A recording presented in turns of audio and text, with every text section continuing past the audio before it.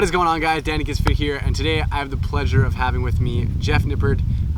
So we'll just let you kind of tell people what you're about, and yeah. Well, Danny, thanks for having me on your channel, and hello everyone. Yeah, like Danny said, my name is Jeff Nippard. I'm a Canadian natural pro bodybuilder. I'm also an internationally qualified powerlifter. I also run a science-based coaching service. So my background is in biochemistry. I have a bachelor's degree in that. He's so smart. Yeah. And so what I do is I try to blend together my real world experience with bodybuilding. I've been training for 11 years, and then also apply the academic principles that I've learned as a result of my education. So today's video is all about fat loss. We both posted to our Instagrams about Q&A, and essentially doing a Q&A video. People ask their questions, how to lose weight, what training, nutrition, all the stuff pertaining to fat loss. So we're gonna answer those for you today. What we're gonna do, just to kind of create some structure around this video and not go like off on a tangent for like 45 minutes, which happens a lot in Q&A videos. Mm-hmm. Yeah. It's like Q&A video, an hour and a half long. Yeah.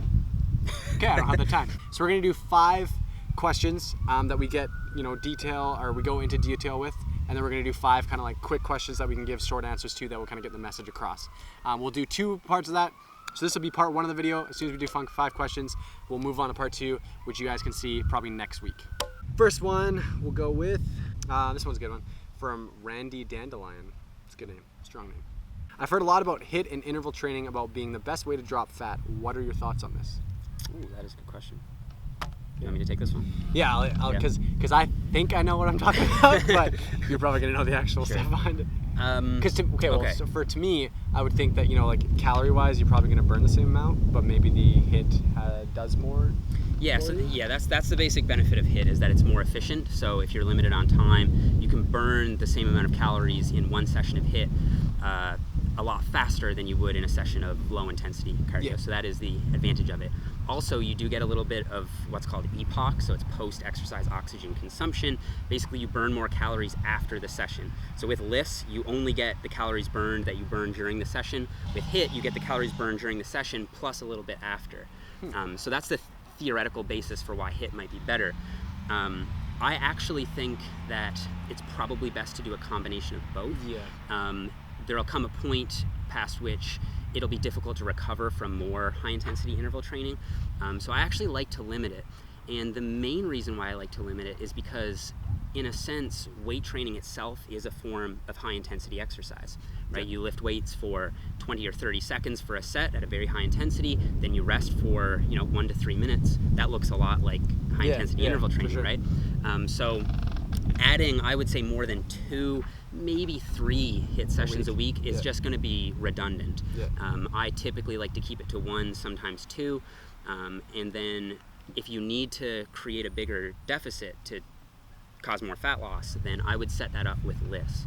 And it's just like incline walking, Stairmaster, like a decent intensity, but yeah, it's like the basis where you go off that you're going a good intensity, but if someone were to talk to you, you could hold a conversation, kind of thing. Yeah, that's a pretty good guide. Or like you do kind of want to work up a sweat, and that's going to be different for different people. But if you have a heart rate monitor, like somewhere between 110 to 130 beats per minute is like a ballpark guide of where you should be for that sort of exercise. And just as one more quick little thing on the high intensity side of things, a lot of people make a big deal out of the caloric afterburn after the session, but it is actually very small. Like you're looking at a difference of like maybe 50 calories, which you could just simply add an extra 10 minutes of LISS and accomplish the same result without the recovery issues that you tend to run into with HIIT, right? So if you're doing a ton of HIIT, say you're doing sprints, right, your lower body's gonna have a really difficult time recovering from that. So I think the best thing to do is use a combination, but use HIIT sparingly. Okay, awesome. Yeah. There. Well, that answers that question. This is why I have this guy here. Okay, do you want to pick one? Sure, yeah. Okay. All right, so we've got a question from Lois PUA, or Lois Pua. Lois Pua. He asks, how drastic should you reduce calories when you've reached a plateau on weight loss? I got a similar one that essentially said, how would you get through a plateau? Right. So we can kind of tackle both of those at the same time. Yeah, because actually I think that question is a slightly better one, because it isn't necessarily the case that once you reach a plateau that you want to drastically reduce calories, even though that is one option. So we'll just kind of combine this as in like how to properly approach getting through a plateau. Yeah. Cool. That is a good question though, Lewis. So for me, personally speaking, like over the past 2 years of my training experience, I've only experienced really one plateau where with like trying, to adjust things, I didn't see breakthrough. Otherwise, I've never really stopped at like a certain amount for a while. But I've always found that like when you hit a plateau, it's usually because a lot of the people will attribute plateaus to, especially in like with people losing a lot of weight, is they'll start at a certain amount of calories or something like that, and then they'll lose like 20 pounds, and then they still are eating at that amount of calories. Right. So then once your body composition catches up to you, because the bigger you are, the more calories and energy you burn throughout the day, whereas the smaller you get, the less amount of energy and calories you burn throughout the day. So what you want to do is you want to adjust as your body weight goes down. Just for people who are like trying to lose weight from like, where I was, we're 300 pounds plus, you're going to have to adjust a lot. And usually those plateaus aren't really plateaus. It's just that you need to relook at your nutrition and training intensity, stuff like that. Yeah. Otherwise.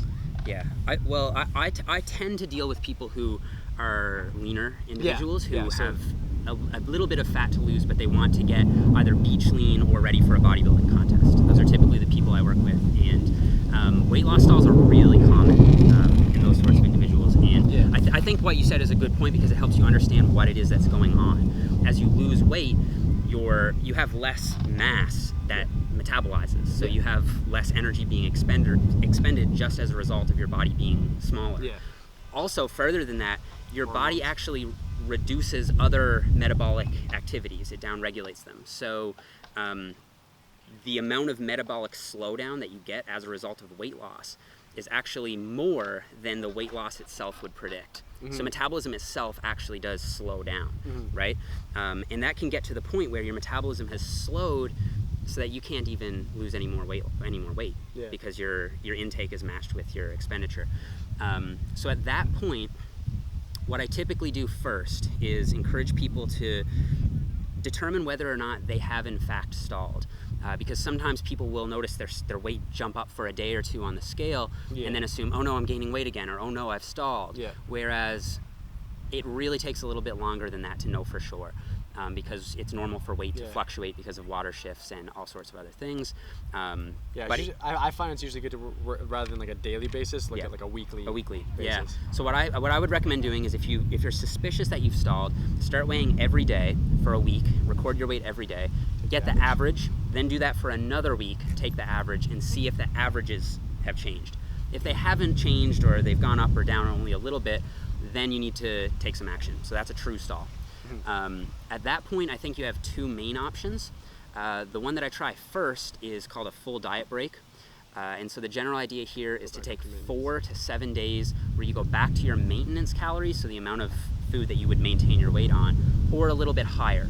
So for me, that's typically the amount of calories that I would have on my refeed day. So let's say you're dieting on 1,800 calories, you do 1 or 2 refeeds a week at 2,200 calories. For your diet break, I would go somewhere between 2,200 and 2,500 calories for 4 to 7 days. And what that will do is it will help reverse some of the effects, some of the hormones and things responsible for the metabolic slowdown that you're seeing. And then after the diet break, go back down to your dieting calories, or maybe reduce them a little bit lower, because typically you will see either water flush out, or people will have a bowel movement, or their energy levels will increase so they're more active. Whatever it is that happens, they tend to be able to burn more calories, and then I find like that's a good time to really sort of spark some new weight loss. So I tend to go a little bit lower after the diet break. That's one option. So the other option that you have is just to increase the deficit. So if you have stalled, you've reached a point where you're probably at your new maintenance calories, or maybe you're just in such a small deficit that you can't actually see the results in the real world on the scale, for example. So in that case, you can simply reduce your calories further or increase the deficit.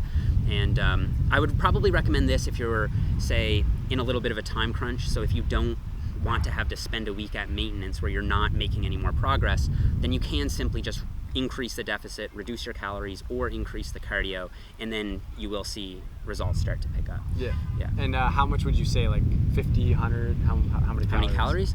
I personally like to do it by a percentage, because someone who's on very high calories reducing by 50 calories isn't going to do much of anything. Yeah. You know what I mean?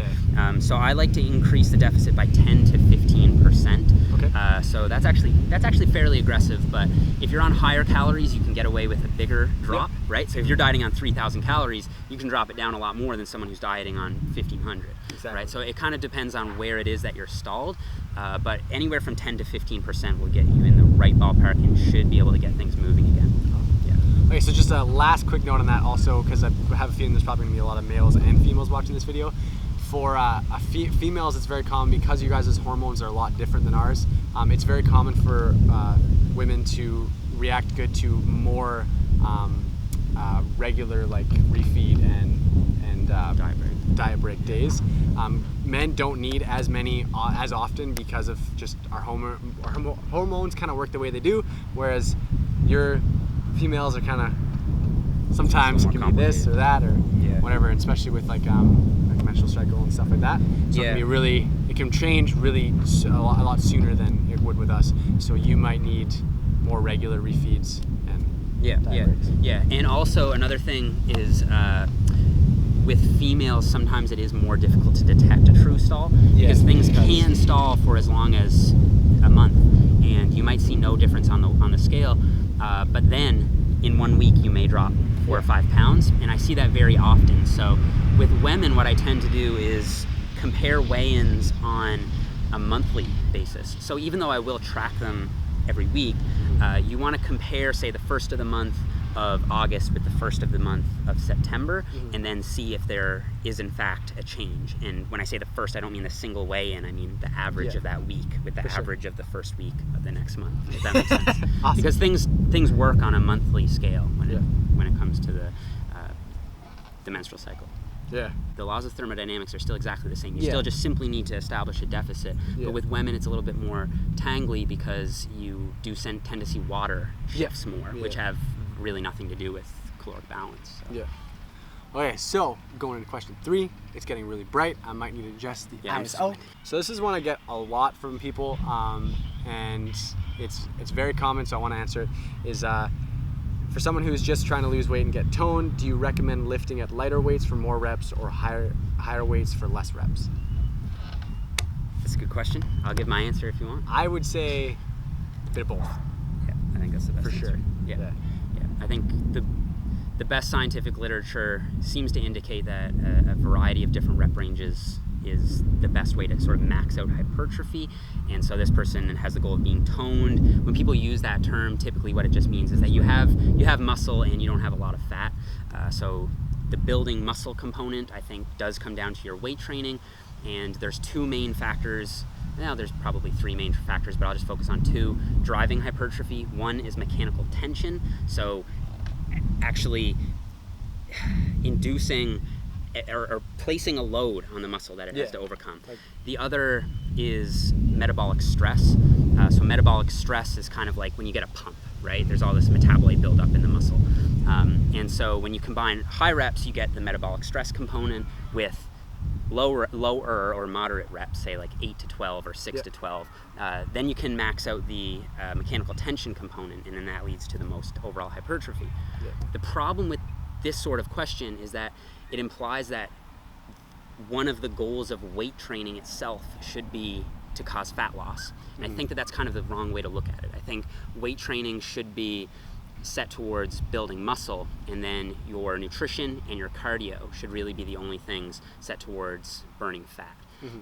Higher reps will burn to a very small degree more calories, but I think that you'd be better off building more muscle as a result of generating more mechanical tension than just focusing on burning out with more and more reps.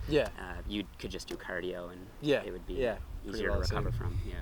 And so essentially say is to incorporate both. So like for personally, I like to there's also research behind this of like for a natural like person, like you'll see a lot of people who are like on performance and drugs, they'll do like 1 body part a day, and like that's really ideal because they have so much more like that they can put the muscle like through than like a natural person. They can handle more volumes in a workout.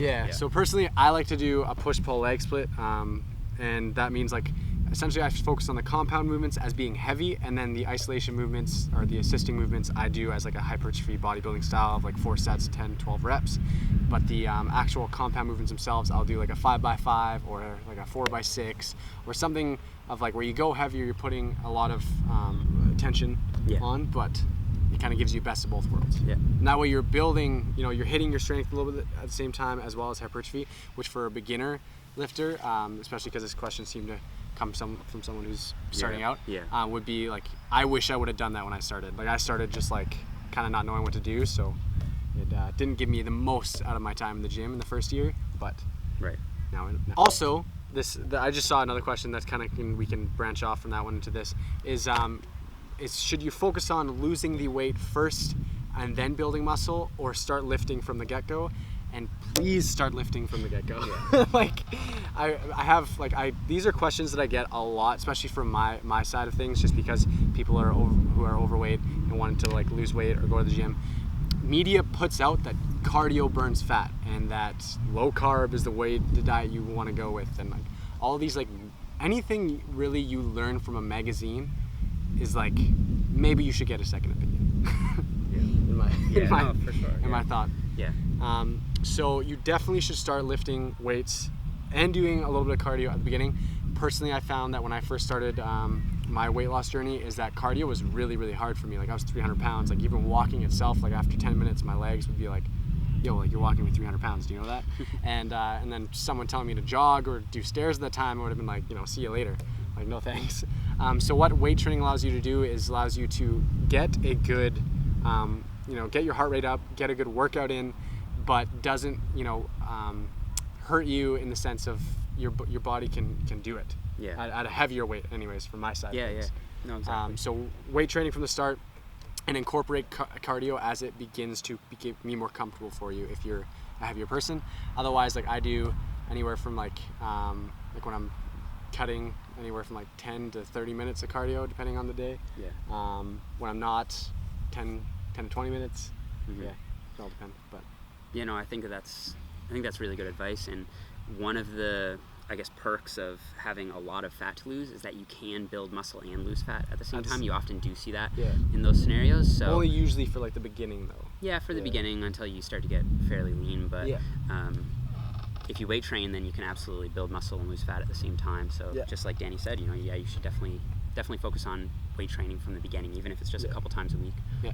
Okay. What's a good rate? This comes from C Diaz 17. So thank you for the question.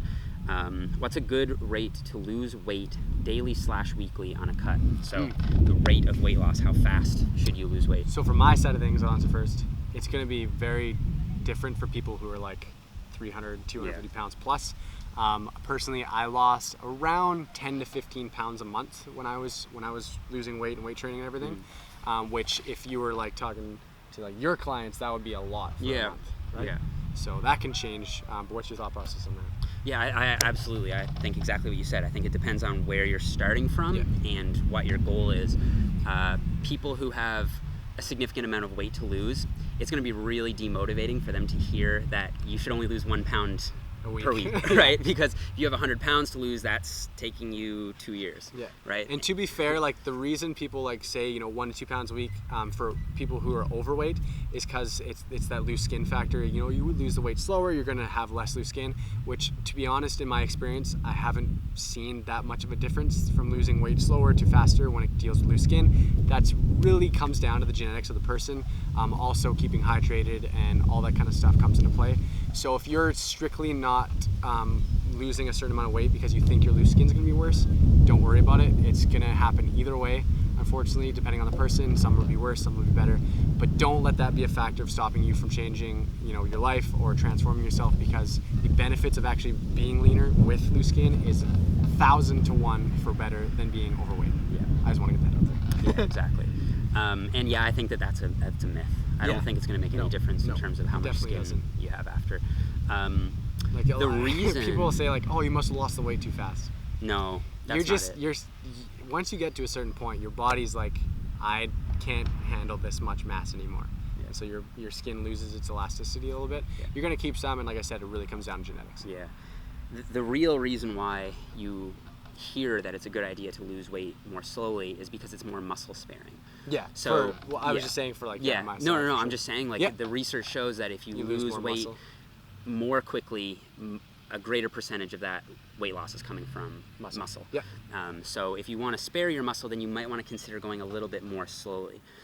In my experience, I like to set this up as a percentage range again, because then it's relative to the person, right?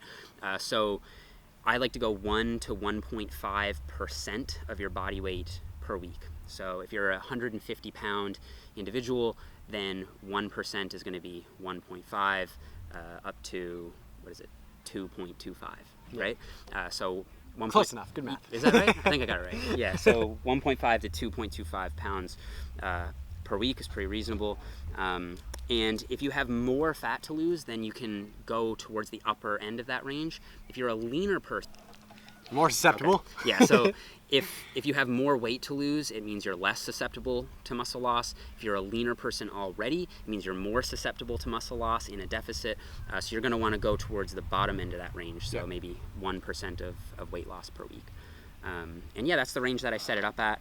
After a while, your metabolism will slow down and it will become difficult to lose at 1% per week. But I think that that's a good starting place. Awesome. And that is about it, I think, for the rate of loss.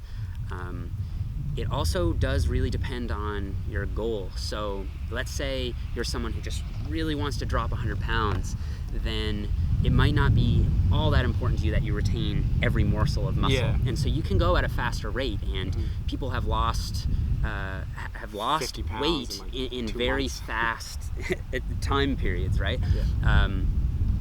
The issue with that, though, is that it does tend to lead to more rebounding after the fact. So if you're crash dieting, even though they can be effective and they're not as dangerous as people make them out to be, if you do it right and you watch your diet and eat a healthful diet generally, you can lose weight very quickly and still be quite healthy. And just as a quick example of this, there was a patient under the care of a physician who actually went on a year-long fast. So he ate no calories for a full year, and he was just given vitamin supplements and amino acid supplements and essential fatty acids. Holy moly! But no calories other than trace from the supplements. And he just survived off of he lost.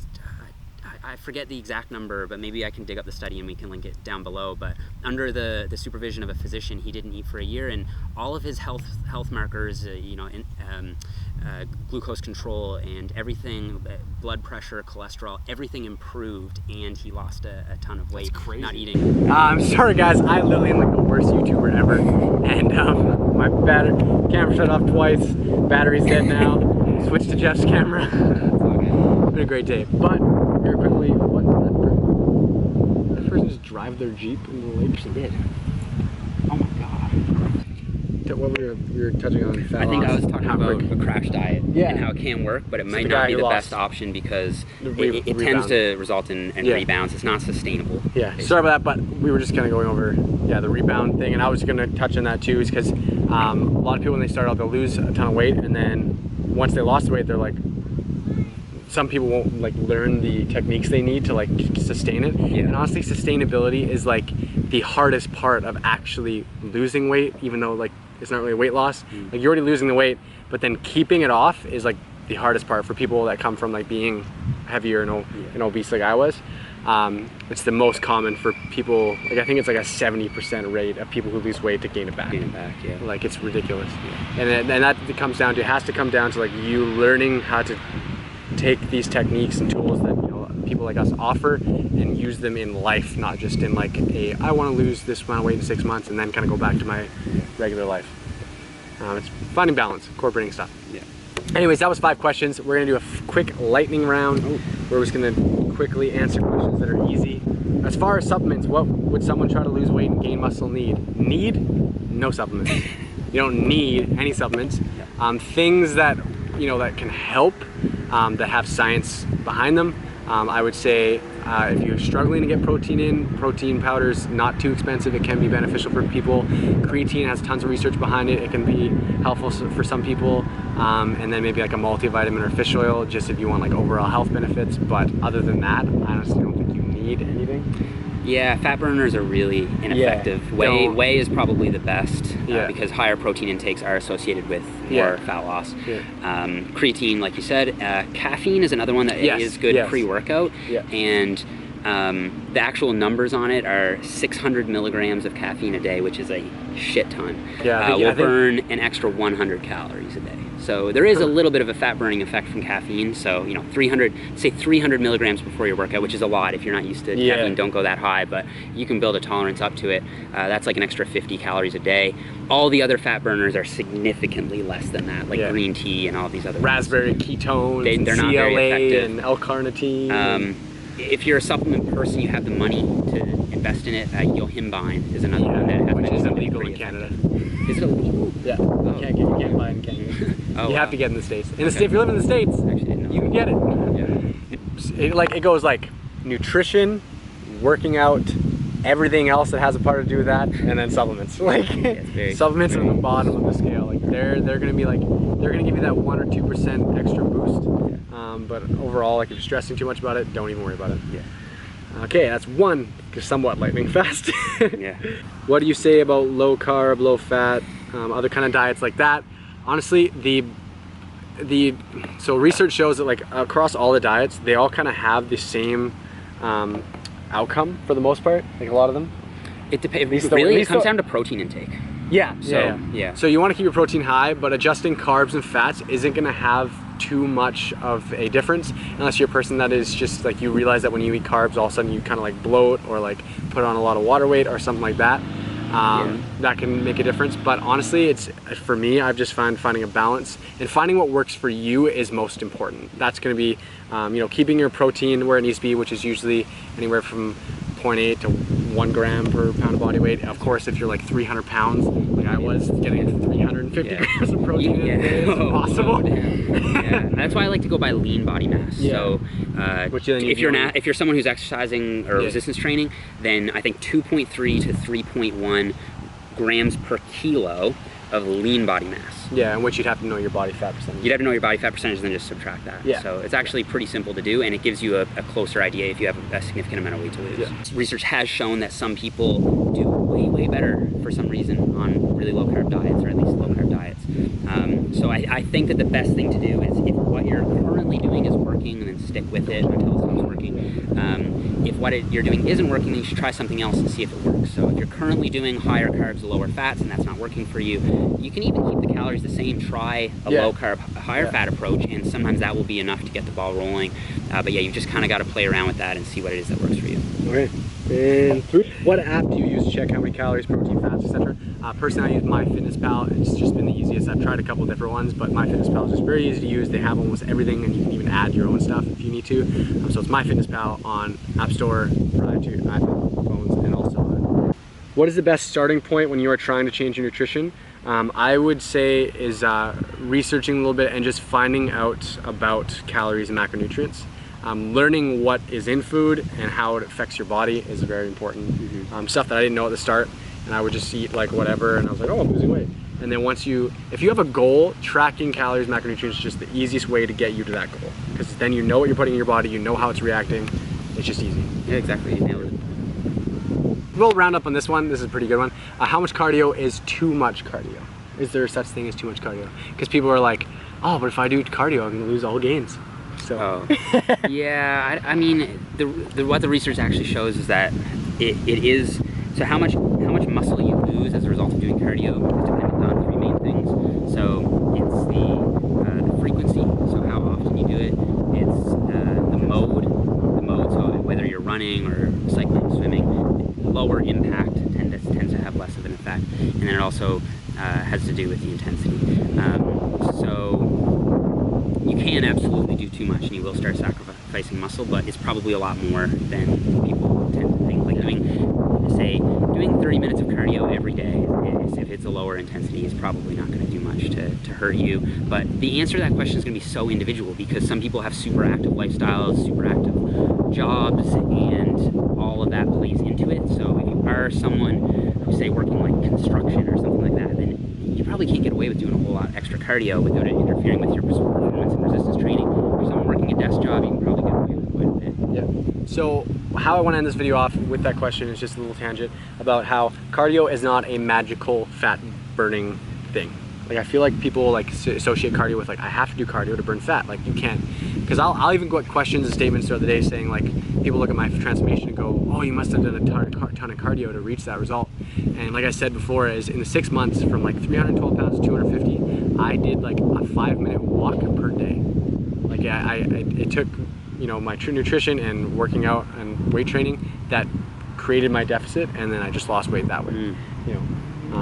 Yeah, you don't need to do cardio. No. You just need to set up the deficit. The good thing about cardio is that it does allow you to eat a little bit more food, so you can get more nutrients in. Yeah. But it shouldn't be looked at as like some like fat burning component. Like it's gonna burn fat, like we talked about earlier, but it's not gonna be like it shouldn't be your main concern. It should be like adding that on to create a better, like well-rounded plan. Yeah, exactly. Okay. Moderation is usually the answer. I think I was gonna do part 2 in this video, but we just took up a ton of time and our cards are all full and everything like that. But thanks for watching this video, guys. Go make sure to check out Jeff's channel, as he has a lot of informative content, and he's super smart and he's super handsome. and he's a super cool guy, local to me here, so we're gonna be doing future videos together for sure. Put his link down below. Until next time,